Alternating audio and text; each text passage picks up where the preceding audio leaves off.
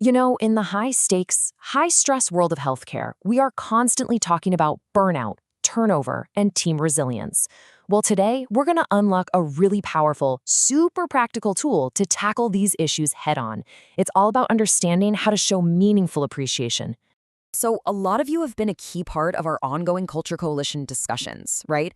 We're all looking for real, tangible ways to build a more supportive place to work. And what we're covering today is a direct extension of that vital work. It's a framework that can literally change how your team feels, and that directly impacts how engaged and loyal they are. And the stakes here are incredibly high. A U.S. Department of Labor study found that a staggering 64% of Americans who leave their jobs do so because they don't feel appreciated.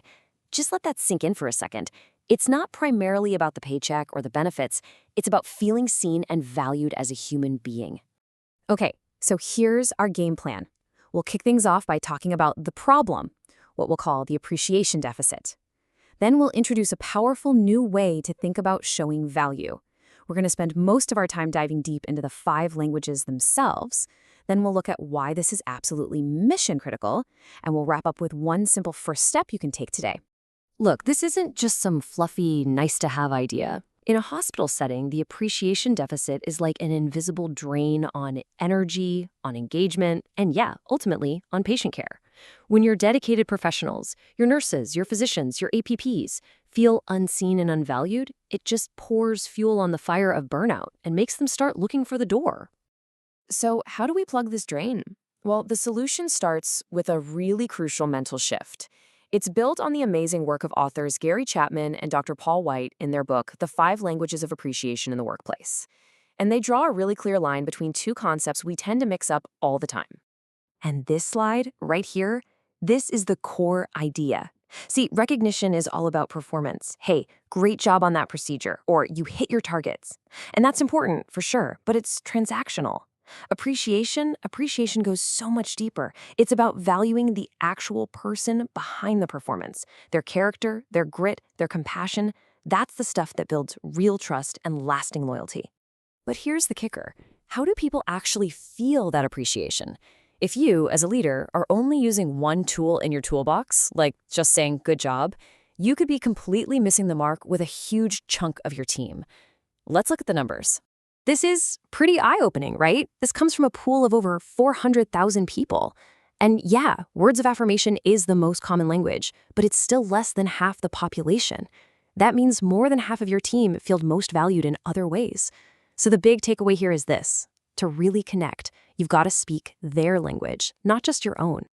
All right, let's start with the one most of us know best. This is all about using your words, but, and this is key, with precision and real authenticity. You know, generic praise like good job can feel kind of empty after a while. The real power is in the specifics. So, for example, instead of just saying, good work today, imagine saying, I saw how much compassion you showed that patient's family. It made a huge difference. See the shift? You're not just talking about a task, you're affirming who they are as a person. Okay, language number 2 is quality time. And this isn't about scheduling another long meeting, trust me. It's about being present. In our world of nonstop pings and packed schedules, giving someone your focused, undivided attention, man, that is one of the most powerful ways to show them they matter.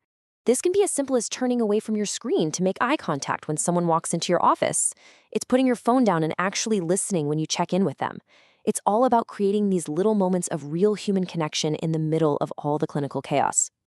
Now, for about a fifth of your team, actions speak way louder than words. Acts of service is all about showing your support, not just saying you support them. It's about seeing a need and just stepping in to help, not because you have to, but because you genuinely want to.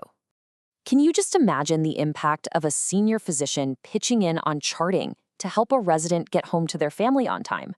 Or volunteering to handle a tough conversation for a nurse who's just at their breaking point? These aren't just helpful gestures, they're profound statements that say, I see you, I value you, and I've got your back. Now, this one gets misunderstood a lot. Tangible gifts isn't about big bonuses or expensive stuff, it's about the thought. The gift itself is just physical proof that you were thinking about them when they weren't around, that you know them as an individual. It's remembering that someone loves a specific kind of coffee and grabbing one for them before a long shift. It's a small, personalized gesture that just says, hey, I get you. The value is not in the price tag. It's all in the personalization. And the final language is the least common, but we can't just skip over it.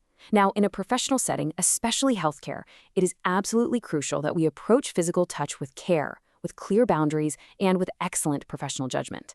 So, we're talking about those universally accepted, totally safe gestures. A celebratory high five, a firm handshake, a supportive, quick pat on the shoulder. For the right person at the right time, it can communicate encouragement and solidarity in a way that words just can't. Okay, so we get the 5 languages, but why is mastering this absolutely mission critical for you as a leader? Well, it's because speaking these languages delivers a powerful, tangible return on your investment. This isn't just about making people feel good, it's about building a resilient, high-performing team.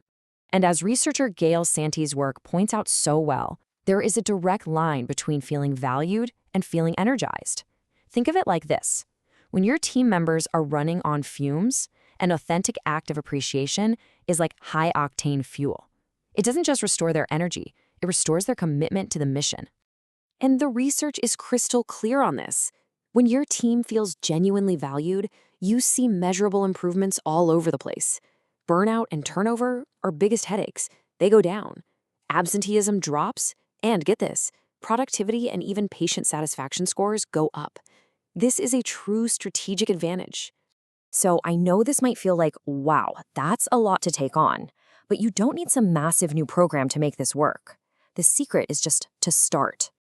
Seriously, you don't have to launch some huge initiative. This is about building a habit, one person and one authentic act at a time. It all starts with just shifting your mindset from only managing performance to truly valuing people. So, I'm going to leave you with this challenge. Think of one person on your team right now. Who is it? What do you think their language is? And what is one specific, authentic thing you can do or say today to show them they are truly valued? That single act might just be the most important leadership move you make all week.